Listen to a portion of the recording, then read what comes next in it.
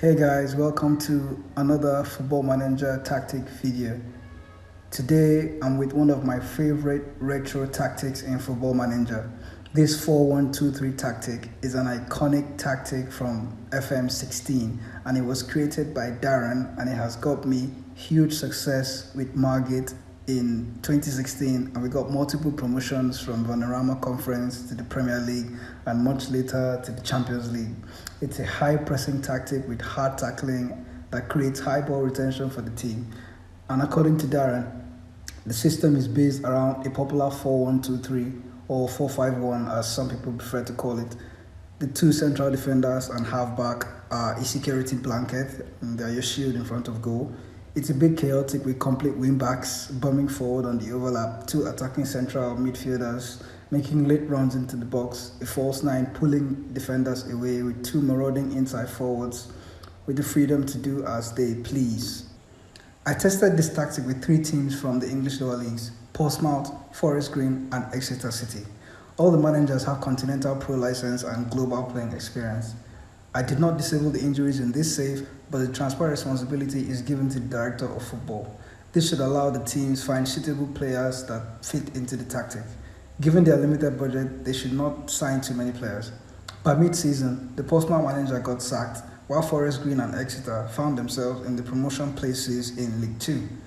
I decided to try this tactic with big teams, so I'm testing it out with Barcelona, Valencia, AC Milan and AS Roma. We'll see how they do mid-season and at the end of the season. Let's check out the tactic.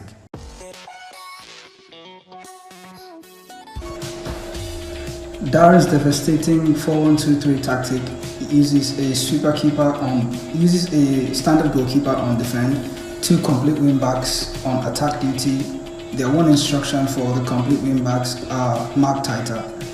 The goalkeeper has no instruction, and then the central defenders are standard central defenders on defend with close down less, tackle harder and mark tighter. Both central defenders have identical instructions. The halfback in DM position has only two instructions: shoot less often and mark tighter. The central midfielders have almost identical instructions. Both central midfielders are central midfielder on attack, with the central midfielder on the left having dribble more, move into channels, close down more, mark tighter and tackle harder, while the central midfielder on the right hand side has dribble more, move into channels, close down more and mark tighter. The only instruction that is added to the central midfielder on the left is the tackle harder instruction. Otherwise, the other instructions are identical between two of them. The inside forward on the right hand side has more direct passing, run from position, sit narrower, tackle harder and mark tighter, while the inside forward on the left hand side has identical instructions, same as the inside forward on the right hand side. The false nine, probably the most important player in this team, has more direct passes, shoot less often, run from positions, close down more, tackle harder and mark tighter. For the team instructions then, the mentality is set to positive. So in possession, the team played fairly narrow. I'm actually creating this tactic from the way Darren created it in FM16. So the team was, I think the tactic there was very narrow, but I'm going to stick to the narrow just to give a little bit more weight to it. And the passing directness is short passing with higher tempo. The team is asked to run at defense just like in FM16 to be more expressive as well, play with more expressiveness. Walk the ball into the box option is selected, along with looking for the overlap, play through the middle and playing out of defense. Pass into space is also included, while the crosses for the team can be set to low crosses, but I'm going to leave this as whipped crosses just to make it harder for the opposition to deal with. Darren in FM16 set these crosses to whipped crosses as well. In transition, knowing that this instruction doesn't actually exist in FM16, but we're going to go along with it anyway. Since the team is play out of defense, we're going to ask the goalkeeper to distribute to fullbacks. The team is also going to set to counter and counter press. When out of possession, the team has a higher defensive line with higher line of engagement. In FM16, that was close down more, not much more, but close down more and higher line high defensive line, not much higher defensive line. So I'm using high defensive line and high line of engagement with more urgent pressing, just like it was in FM16. Tighter marking is on for the team, and get stuck in instruction is also on. The team width is left to standard for defensive width as well, but you can switch that to narrow or wide depending on the situation. But for now, it's going to be left to standard because the team is going to just defend normally. I'm here mid-season. This is 20th of January 2021, and I'm in the Spanish save. I can see Barcelona are currently second in the league, and they are points away from Madrid. Madrid is currently unbeaten at the moment as at 17 games played. Valencia, on the other hand, are just outside the European places. You can check the media prediction for these teams. Valencia was predicted to finish 7th. They are currently in 8th position, so at some point they might just reach their goal or even higher as come the end of the season. But Barcelona are currently in 2nd and they were predicted to finish 3rd, so it seems like they're doing one better than the way the media prediction actually thought they were going to finish at the end of the season. So in Italy, we can see that Roma are 2nd. They're doing quite well, even though Juventus has a game at hand, but Roma is just a point away from Juventus. And Milan are out of the European places, just one position out of 7th place. They're in 8th. And according to media prediction, Milan was predicted to finish 4th. So Roma is doing quite better than AC Milan, but that's still mid-season. We'll see if it's come back in May and see where the teams are come match day 38. Okay guys, welcome back. And we are here at the end of the season. This is the 31st of May 2021.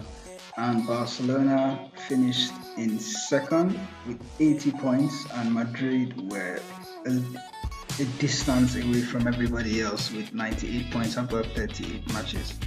Barcelona's last game was against Granada and they drew 1-1. Well, technically the tactic didn't do that well for Barcelona, enough to win them the league, but it made them finish in 2nd. But they were predicted, according to the media predictions, Barcelona was predicted to finish, okay, this changes throughout the course of the season. At first they were predicted to finish 3rd, but as at the end of the season right now it says 1st, so that's quite confusing for me.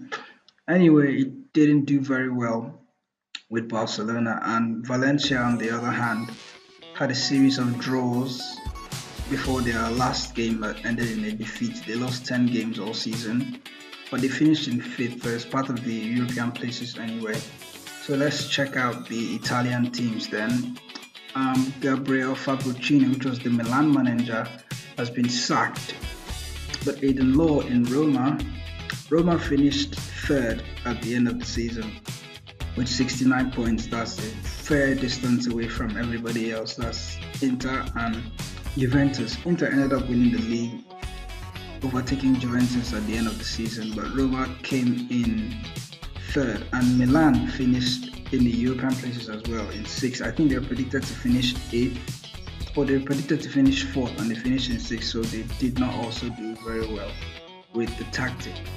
You can try it for yourself to see how it works, and that's just to remember, when I tested out this tactic, I did not turn off injuries. I don't know how to do that, so I just inputted the tactic into the team and let the manager handle it however they see fit. I went on holiday on all the saves. I went on holiday intervals anyway, so I came back after 121 days. That was nearly mid-season in January, and then we're back here in May when the season is over, and that's how the tactic turned out. Looking at the team stats for this tactic, Roma finished with 53 goals, and Juventus was the highest team here with the highest amount of goals with 79. Roma didn't also do well in possession anyway, so the tactic didn't actually rack up possession like we thought it would. So it's clear that it doesn't really work like it did in FM16 anyway, but it might have to. Maybe it needs a hands-on approach with management. It's not something you just simulate the entire season and then expect the tactic to work the same way. But anyway, that's how it turned out. With Barcelona, the team The team stats from La Liga also showed that Barcelona finished 7th with 51% possession. Madrid had the highest amount of possession and the highest amount of goals as well. Barcelona finished, okay, 4 goals less than Madrid, so they did quite well in the goal scoring department with 74 goals. Possession, not so much. But in how about Valencia in the Spanish league? Valencia finished with 41. That's a fair distance away from Barcelona. So the tactic had a kind of Jekyll and Hyde performance, looking at how the 4 teams that we selected performed with this tactic. But anyway, that's just about how it goes. You can download it and see how the tactic works for you, and let me know in the description how the tactic turned out when you used it with your hands-on approach, maybe with game management and everything.